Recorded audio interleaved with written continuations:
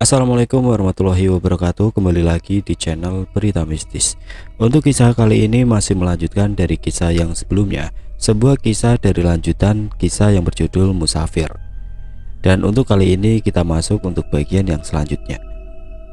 Sebelum kita masuk ke ceritanya, tekan dulu tombol like video ini dan jangan lupa tekan juga tombol subscribe channel ini dan nyalakan juga lonceng notifikasinya agar tidak ketinggalan cerita-cerita baru dari channel ini.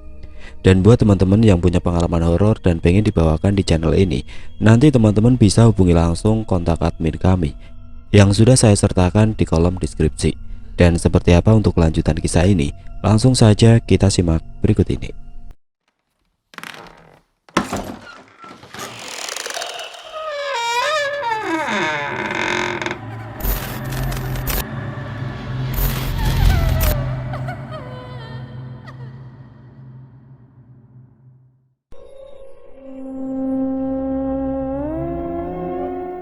Yanto pun pamit ke sungai untuk mandi dan hanya untuk berkomunikasi dengan si Bodas agar ada titik temu dari masalah ini. Yanto pun sudah sampai di sungai dan duduk di atas batu, bersila dan mencoba berkomunikasi dengan si Bodas di Jawa Barat. Assalamualaikum Bodas. Waalaikumsalam warahmatullahi wabarakatuh, Dek. Ada apa memanggilku? Apa ada masalah di Sumatera?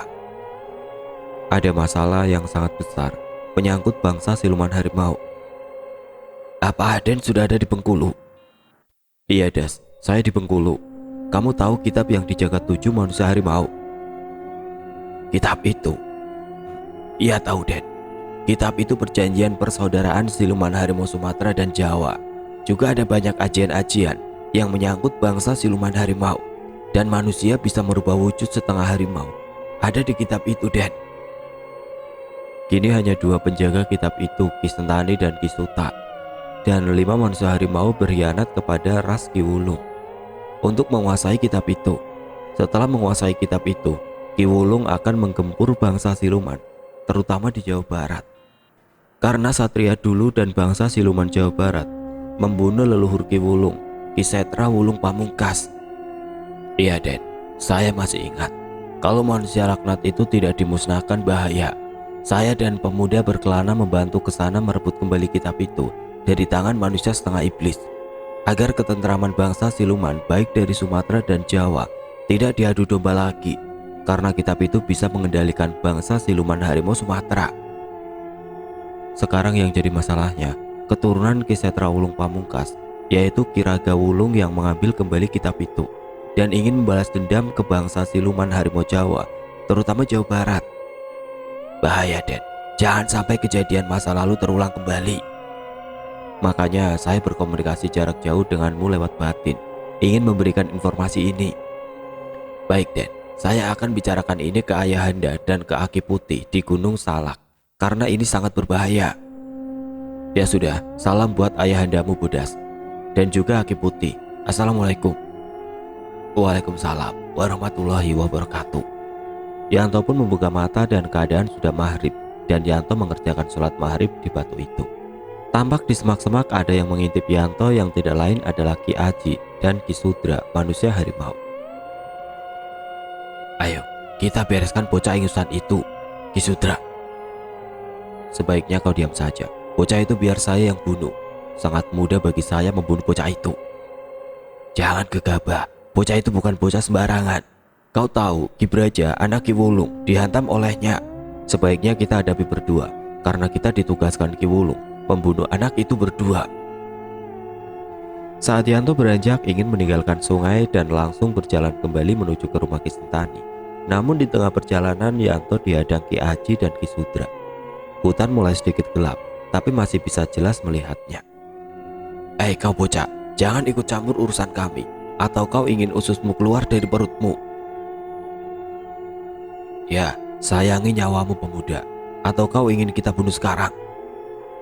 Sadar lagi, bukankah guru kalian mengamanahkan untuk menjaga kitab itu agar tidak dicuri? Tapi kenapa sekarang kalian bernafsu membantu Ki Wulung untuk mengambil kitab itu? Tahu apa kau bocah? Jangan ikut campur. Guru kami hanya menyayangi Ki Suta dan Ki Sentani. Kalian salah paham bahwa guru kalian sangat sayang kepada 7 muridnya. "Hentikan ocehanmu bocah, kau harus mati." Ki Aji dan Ki Sudra membaca ajian manusia harimau karena di waktu gelap energi ajian ini sangat besar dibandingkan siang. Seketika kedua manusia itu membaca ajian dan terlihat di tangan bulu-bulu harimau dan kuku runcing dan mata sangat tajam. Mata harimau hingga wajahnya dipenuhi bulu loreng dan gigi mulai keluar runcing tajam. Yanto terdiam melihat pemandangan aneh ini. Ternyata benar, ajian itu bisa merubah manusia jadi setengah harimau. Keduanya bersamaan menyerang Yanto dengan sangat cepat dan Yanto menghindari serangan tersebut. "Astagfirullah, ya Allah, lindungi hamba." Yanto membaca doa perlindungan dan menguatkan kuda-kuda kakinya dengan bertahan dan terus menghindari cakarannya dan tendangan dari dua manusia yang sudah merubah bentuk itu. Dan ketika ada kesempatan, Yanto mengayunkan kakinya ke arah dua manusia harimau. Namun kaki Yanto ditahan dan dipegang, lalu dilemparkan ke arah pohon dan menabraknya. "Seluruh seranganku tidak mempan, bahkan tendanganku tidak menyakiti kedua makhluk itu. Inikah kekuatan asli manusia harimau?" "Ternyata kau tidak ada apa-apanya bocah." "Benar Ki, sudah, kita habisi manusia ini." Kedua manusia harimau itu melesat dengan cepat, namun sebelum mengarah ke Yanto, ditendang oleh Ki Sentani bergeser keduanya. "Hentikan, lawanmu adalah aku Ki Aji, Ki Sudra." "Saya baru melihat, amarah Ki Sentani sangat memerah wajahnya," gumam di hatinya. Dan Yanto dibuat terkejut. Ki Sentani mengeluarkan geraman harimau sangat keras, membuat tangannya berubah cepat menjadi tangan harimau putih, dan juga perubahan di wajahnya yang dipenuhi bulu-bulu harimau putih dengan gigi tajam, mata harimau, dan air liur yang menetes menandakan kemarahan Ki Sentani. "Berubah juga kau Ki Sentani. Setelah sekian lama, aku tidak melihat wujud ini." "Amarahmu mulai memuncak rupanya, hingga kau berubah jadi manusia harimau putih." "Sabarku ada batasnya. Jika kalian semua menginginkan kitab itu, hadapi saya." Yanto melihat energi besar dengan perubahan wujud Ki Sentani menjadi manusia harimau putih. Ini kenapa Ki Sentani dituakan di 7 manusia harimau dan sebagai ketua dari ke-7 manusia harimau. Dan tidak lama Ki Aji dan Ki Sudra menyerang Ki Sentani. Namun serangan itu dapat dipatahkan. Tendangan keduanya ditahan dengan tangan Ki Sentani dan langsung menghujamkan tendangan ke keduanya dan terpental jauh. "Jika kalian berdua ingin mati, majulah." Ki Aji dan Ki Sudra masih terjatuh di tanah dan mulai bangkit kembali. "Kakak kita telah kembali kekuatannya Sudra." "Iya benar, maafkan saya. Saya dan Aji berpura-pura berkhianat dan bergabung ke Ki Wulung supaya kekuatan kakak kembali. Karena amarah yang meledak itu mengakibatkan kembali manusia harimau putih. Maafkan saya kak." Ki Sentani mendekati mereka berdua dan membangunkan mereka dari penghormatannya. "Terima kasih. Berkat kalian berdua, hingga amarahku meledak dan kekuatan ini kembali." "Nah Yanto, maafkan saya yang lancang. Semuanya demi kekuatan kakak saya Ki Sentani, agar kekuatannya bangkit di dalam dirinya yang tertidur." "Iya Ki, saya paham semuanya." Tidak lama Ki Suta datang dan alangkah kagetnya melihat perubahan Ki Sentani menjadi wujud manusia harimau putih. "Ki Sentani, kekuatanmu sudah kembali. Akhirnya harimau putih bangkit. Benar apa kata guru, yang berhak memiliki adalah kamu kak." "Ya sudah, kita kembali ke gubuk saya. Nah Yanto, ayo ikut." "Iya Ki." Yanto pun berjalan dan lambat laun perubahan wujud harimau hilang dan kami menuju ke rumah Ki Sentani. Ki Sudra, Aji, Suta dan Ki Sentani sudah berada di depan rumah dan disusul Yanto. Mereka menyusun rencana untuk menghadapi Ki Wulung dan antek-anteknya. "Kita jaga Gunung Kerinci karena kitab ini berada di sana. Aji, kau dan Sudra, kalian berdua halau dari arah belakang. Saya dan Suta juga di depan. Nah Yanto, kalau mau membantu, kita bertiga jaga di depan. Purnama akan tiba besok. Itu saatnya ilmu Ki Wulung sangat tinggi karena bulan purnama. Kita harus tetap waspada. Di sisi lain, Ki Sabdo, Ki Raga dan Ki Jagat, 3 pengkhianat itu adalah pihak Ki Wulung. Sekarang kita berempat, manusia harimau, harus menjaga kitab itu." Yanto hanya terdiam. Baginya kekuatan bela dirinya tidak ada apa-apanya dibandingkan keempat manusia harimau itu. apalagi kalau berhadapan dengan Ki Wulung dan ketiga pengkhianat manusia harimau. Malam nanti kita langsung pergi ke Gunung Kerinci. Nak Yanto, ikut sekalian. Paku emas itu ditancapkan di atas gunung. Aki yakin ada kekuatan dari paku itu sebagai benteng pelindung kitab ini. Iya Ki, tapi paku ini hanya paku biasa Ki, kata kakek Yanto. Cuma sebagai pertanda saja Yanto melewati daerah yang sudah ditentukan. Itu menurutmu nak?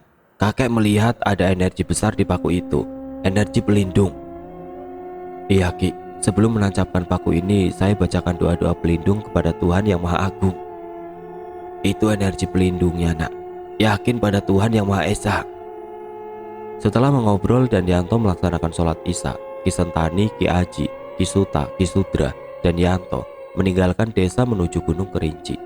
Sekitar 3 jam jalan kaki melewati hutan-hutan belantara dan gelapnya malam. Di pertengahan hutan, Yanto dikagetkan dengan auman harimau.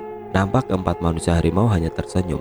Datang sesosok harimau besar dengan mata menyala, berdiri menghormati Ki Sentani. Jaga wilayah ini, akan ada yang menyerang Purnama besok. Siagakan pasukan sebanyak mungkin, lindungi Gunung Kerinci. Harimau itu mengaum sangat keras dan diikuti auman yang lainnya, membuat kuping berdenging kencang. Yanto hanya terdiam dan dia merasakan energi siluman harimau yang besar. Dan Yanto melihat sekeliling alangkah kaget. Ribuan pasang mata harimau menyala di kegelapan hutan belantara menuju Gunung Kerinci.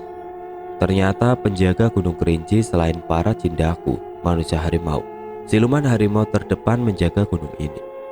Dan Ki Sentani menggeram sangat kencang, disambut dengan geraman siluman harimau lainnya. Saya sangat tersentak kaget. Ternyata para cindaku selain menjaga hutan, gunung, juga menjaga wilayah agar aman, terutama melindungi warganya.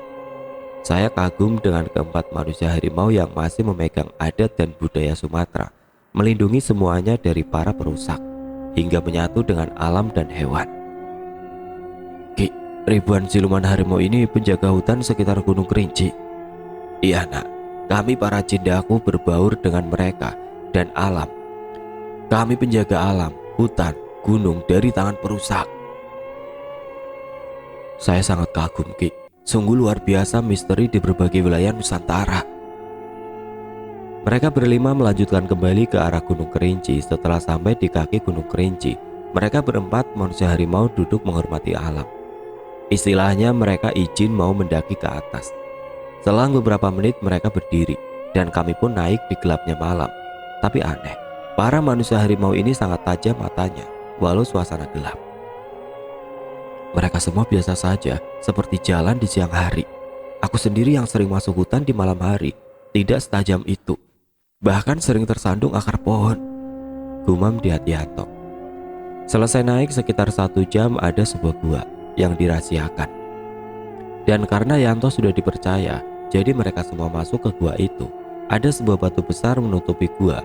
Hanya kekuatan manusia harimau putihlah yang bisa membuka gua itu. Sebaiknya kalian semua mundur, biar aku buka gua ini. Kami pun mundur. Geraman keras dan auman harimau oleh Ki Sentani merubah tangannya dipenuhi bulu, dan seketika merambat ke wajahnya dan kembali mengaum kencang dan memegang batu besar dan menggesernya. Alangkah kagetnya, lubang hitam gelap terbuka. Setelah lama tertutup, kami pun masuk dan Ki Sentani membaca ajian dan seketika berubah normal, dan kami pun masuk. Seketika batu tertutup kembali dan Ki Aji menyalakan penerangan dari obor-obor gua. Dan Yanto dibuat kaget dengan luasnya gua ini dan sangat indah tersusun rapi. Disinilah kita dididik guru kita, 7 manusia harimau, dan mendapat ajian manusia harimau ini secara turun-temurun. Dan di sini pula kitab itu tersimpan, dan kami wajib menjaganya sampai ada generasi terbaru menerima ajian manusia harimau untuk menjalani tugas menjaga kitab ini. Menjaga hutan, menjaga gunung, melindungi yang harus dilindungi. Sungguh besar warisan ini Ki, harus dijaga demi kebaikan dan kestabilan alam kita. Iya nak, benar. Nak Yanto istirahat saja. Saya berempat para manusia harimau akan bermeditasi menuju kerajaan siluman harimau, guna mempersiapkan dan menghalau pasukan Ki Wulung. Yanto pun berbaring tiduran di pojok gua, sedangkan keempatnya bermeditasi mengeluarkan raga halusnya menuju ke kerajaan siluman harimau Gunung Kerinci. Yanto yang pura-pura istirahat, dia melihat satu persatu raga halus keempatnya keluar dan naik masuk ke atas, menembus batu. Lebih baik saya beristirahat supaya besok tenaga saya fit. Bismillah. Dan Yanto pun tertidur. Tidak terasa Yanto terbangun dan masih suasana gelap. Yanto segera bertayamum dan melaksanakan sholat subuh. Selesai melaksanakan sholat subuh, Yanto tersentak kaget keempatnya sudah tidak ada, dan Yanto melirik ternyata pintu batu terbuka, dan segera Yanto keluar melihat pemandangan di waktu subuh. Terlihat keempatnya sedang melaksanakan silat guna mempersiapkan fisik mereka dalam menghadapi Ki Wulung dan pasukannya. Nampak keindahan yang sangat luar biasa indah. Saya tidak henti-hentinya menyebut kebesaran Allah Subhanahu wa Ta'ala. Subhanallah, indahnya Gusti. Yanto mendekati ke arah Ki Sentani, Aji, Sudra dan Suta dan mengikut gerakan-gerakan silat khas Sumatera di atas Gunung Kerinci dan menikmati keindahan di atas gunung, pemandangan yang sungguh luar biasa indah. Nah Yanto, lihatlah keindahan alam yang diciptakan Tuhan Yang Maha Esa, hutan yang asri, dan karena inilah tugas kami menjaga hutan, gunung, dan alam biar asri. Semoga saja anak cucu kita nanti menjaga alam ini supaya tetap indah dan tidak dikotori tangan-tangan perusak. Iya, bukan hanya para jindaku, tapi masyarakat sekitar juga wajib menjaga kelestarian alam. Iya nak Yanto. Singkat cerita, maghrib pun tiba. Yanto melaksanakan maghrib dan isya di malam bulan purnama. Malam inilah Ki Wulung dan antek-anteknya menyatakan perang terbuka di sekitaran Gunung Kerinci untuk merebut kitab yang dijaga para jindaku atau para manusia harimau. Sedang kami berbincang, pendengaran tajam Ki Sentani dengan ramainya langkah kaki di area hutan membuatnya langsung bersiaga. Baik, mereka sekarang menuju ke arah gunung. Yanto, kamu jaga di mulut gua biar kami berempat menghadapi pasukan Ki Wulung. Iya, biar saya jaga di sini. Keempat manusia harimau turun dari gunung dengan sangat cepat, dan dengan cepat pula Ki Wulung berada di kaki gunung dan sudah menghalau ribuan harimau siluman yang menjaga hutan. Setelah Ki Sentani berhadapan dengan Ki Wulung dan antek-anteknya, Ki Wulung pun bersiap dan menggertak supaya Ki Sentani menyerahkan kitab itu. Kau Sentani, daripada kita berperang, lebih baik kau segera serahkan kitab itu, atau kalian semua akan mati. Kami berempat penjaga kitab itu, lebih baik mati daripada menyerah kepadamu. Ki Wulung berempat dengan 3 manusia harimau yang berkhianat, dan di pihak Ki Sentani pun 4, jadi imbang 1 lawan 1. Yanto yang melihat dari atas dan berdoa untuk keselamatan Ki Sentani dan 3 lainnya. Mereka pun bersiap-siap dengan ancang-ancang dan terjadilah perkelahian 4 lawan 4. Ki Sentani melawan Ki Wulung, Ki Suta melawan Ki Sabdo, Ki Sudra melawan Ki Jagat, dan Ki Aji melawan Ki Raga. Kecepatan dari silat mereka saling menghantam satu sama lain, dan tengah malam bulan purnama, mereka semua merubah wujud dengan menjadi jindaku, menjadi manusia harimau, saling tikam dan saling hantam.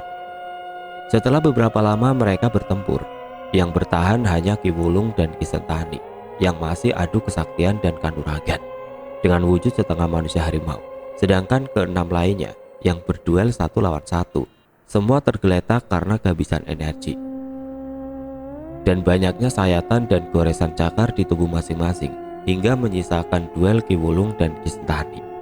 Dan Ki Sentani mulai kehabisan tenaga. Tendangan Ki Wulung menghujam dada Ki Sentani dan terpental jauh menabrak bebatuan hingga terkapar bersimbah darah. Kalian bodoh semua, para 7 manusia harimau. Apa maksudmu Ki? Bukankah kita bertiga bekerja sama demi kitab itu?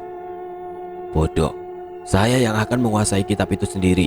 Kalian aku adu domba supaya saling tikam satu sama lain. Dan saatnya saya menuju gua itu dan mengambilnya. Bangsat kau, ternyata kau adu domba kami para jindaku untuk menikam saudara saya. Ketujuh manusia harimau terkapar semua karena saling tikam dan masih berdiri Ki Wulung, Ki Sabdo, Ki Jagat, Ki Raga yang berkhianat.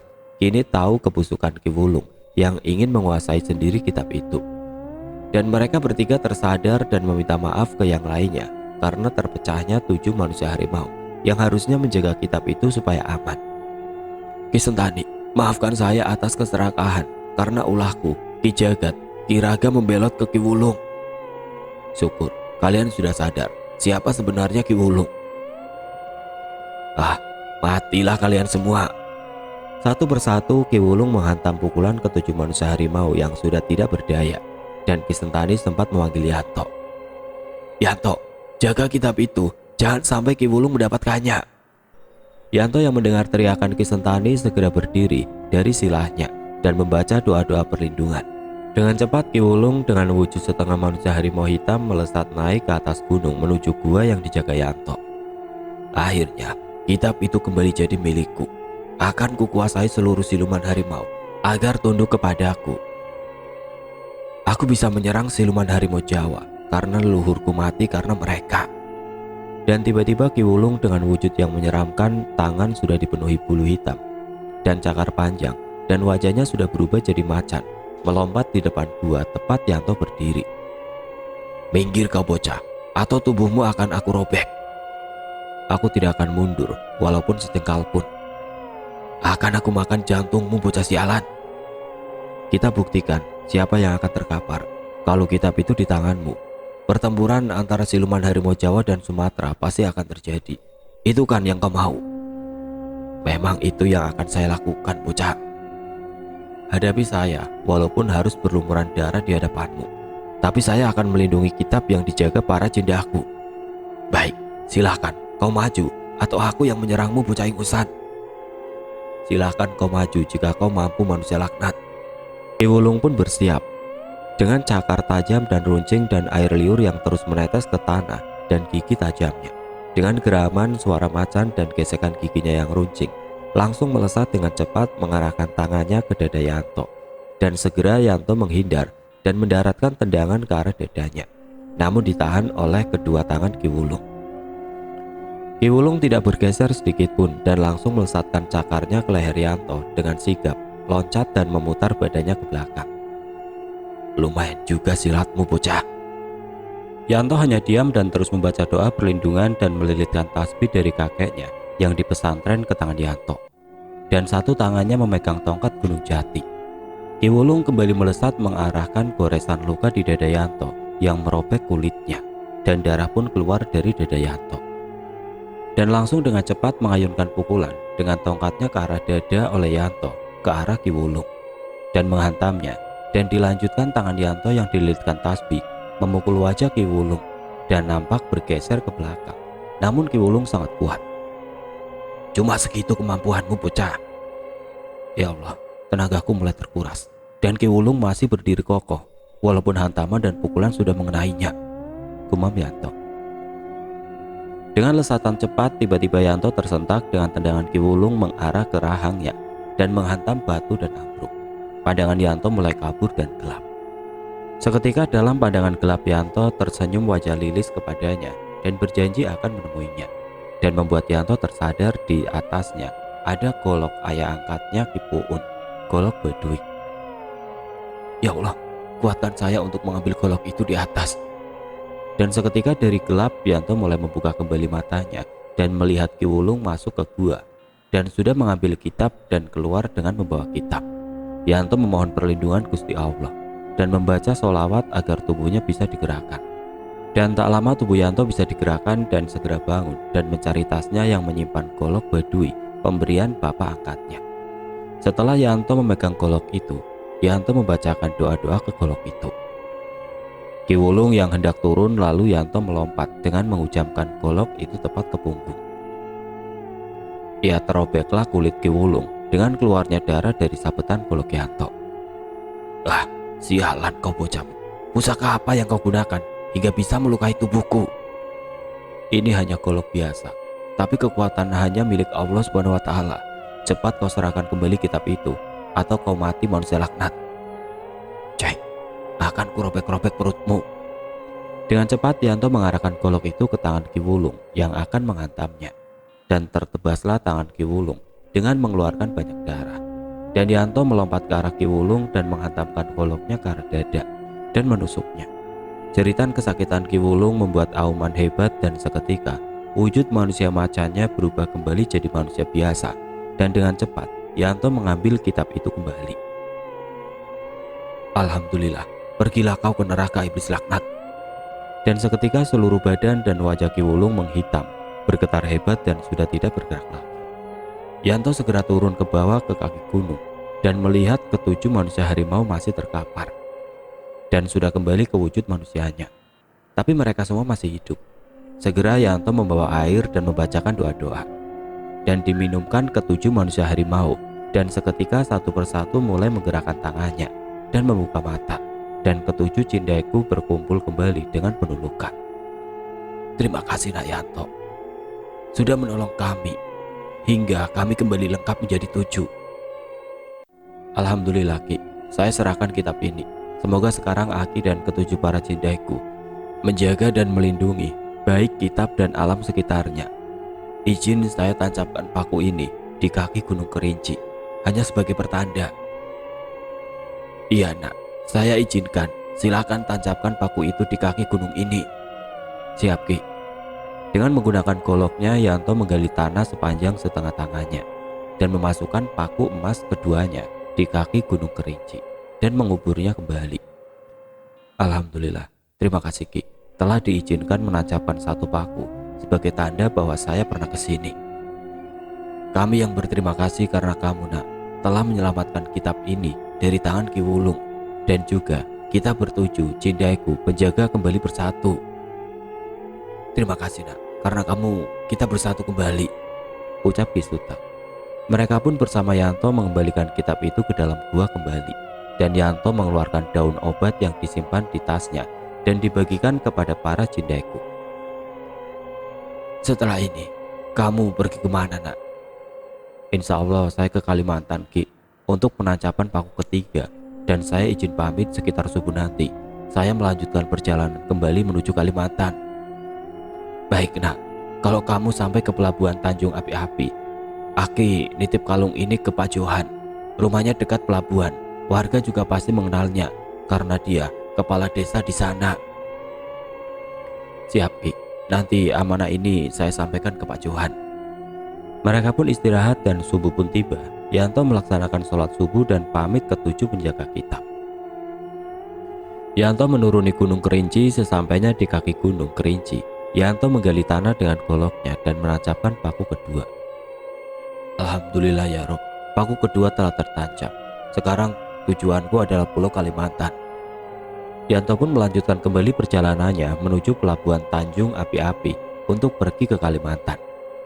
Singkat cerita, Yanto 3 hari berjalan kaki sampai ke pelabuhan, dan dia diamanahkan menemui kepala desa Pak Johan untuk memberikan kalung titipan Ki Sentani. Dan Yanto pun bertanya ke salah satu warga. Permisi Pak, numpang tanya, kalau Pak Johan kepala desa wilayah ini rumahnya di mana ya? Oh Pak Johan Nak, kamu ambil jalan lurus sampai rumahnya, dekat pelabuhan dan cat warna hijau, itu rumah Pak Johan. Terima kasih banyak Pak, saya izin pamit, mangga Pak. Iya Nak. Yanto pun berjalan sesuai arahan dari warga itu, dan terlihat rumah warna hijau dan besar. Yanto pun masuk dan mengetuk pintu mengucapkan salam. Assalamualaikum. Assalamualaikum. Assalamualaikum. Setelah salam ketiga, ada seorang laki-laki menjawab salam yang tidak lain Pak Johan dan membuka pintu. Waalaikumsalam. Maaf Nak, cari siapa ya? Saya mau cari Pak Johan, kepala desa wilayah ini. Oh iya, saya sendiri Nak. Ada keperluan apa ya Nak? Mari masuk dulu, gak apa-apa. Terima kasih Pak, saya sekedar memberikan amanah ini dari Ki Sentani. Yanto mengeluarkan kalung dan diberikan kepada Pak Johan. Seketika Pak Johan mengambilnya seakan-akan mau menangis. Ah ya, Johan ingin pulang ke kampung, kangen kampung halaman. Suara bergetar seakan mau menangis. Ki Sentani cuma mengamanahkan kalung itu saja Pak. Terima kasih Nak. Apa kamu bertemu dengan Surya? Dia anakku Nak. Saya titipkan ke kakeknya. Saya merantau ke sini ke kota, dan saya menyesal tidak membawa Surya. Surya sehat-sehat saja. Malah dia tumbuh jadi remaja yang kuat dan selalu mematuhi perintah kakeknya.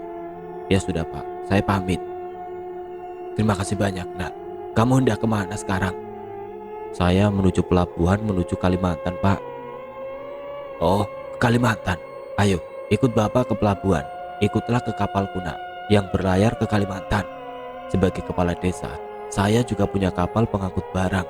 Dan kebetulan, sekarang ada kapal yang akan ke Kalimantan. Alhamdulillah Pak, terima kasih kalau tidak merepotkan Bapak. Enggak nak, ini sebagai ungkapan terima kasih saya. Saya anggap kamu sebagai keluarga saya. Yanto dan Pak Johan pun melangkahkan kaki menuju pelabuhan. Setibanya di pelabuhan, Pak Johan langsung memanggil anak buahnya. Ari, sini. Iya Pak, ada apa Pak? Ini Yanto aja ke Kalimantan. Dia saudara saya mau ke Kalimantan. Iya Pak, baik. Kebetulan juga kapal pembawa rempah-rempah ini mau ke Kalimantan. Ayo nak Yanto, ikut Bapak.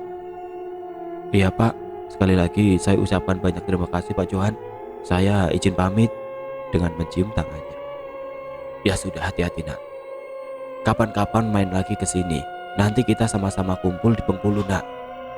Insya Allah Pak. Assalamualaikum. Yanto pun pergi naik kapal dan tidak henti-hentinya bersyukur. Mungkin ini sudah jalannya. Semua sudah diatur oleh Tuhan yang Maha Agung, Gusti Allah Subhanahu wa Ta'ala. Kapal pun berangkat dan meninggalkan pelabuhan dan menuju pelabuhan di Kalimantan. Sekitar 2 hari dan Yanto pun duduk di belakang kapal di atas. Lilis, tunggu Akang. Sekarang Akang menuju Kalimantan. Doakan Akang supaya bisa bertemu secepatnya. Rupanya Yanto memendam kerinduan hingga diluapkan dengan ucapan syukur dan jeritan hatinya.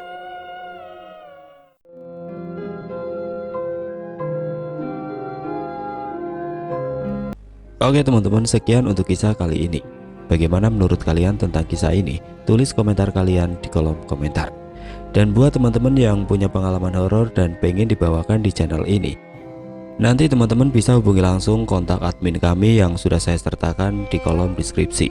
Dan buat teman-teman yang baru bergabung, jangan lupa untuk like, komen, share, serta subscribe channel ini. Dan nantikan kisah-kisah horor berikutnya tetap di channel Berita Mistis. Wassalamualaikum warahmatullahi wabarakatuh.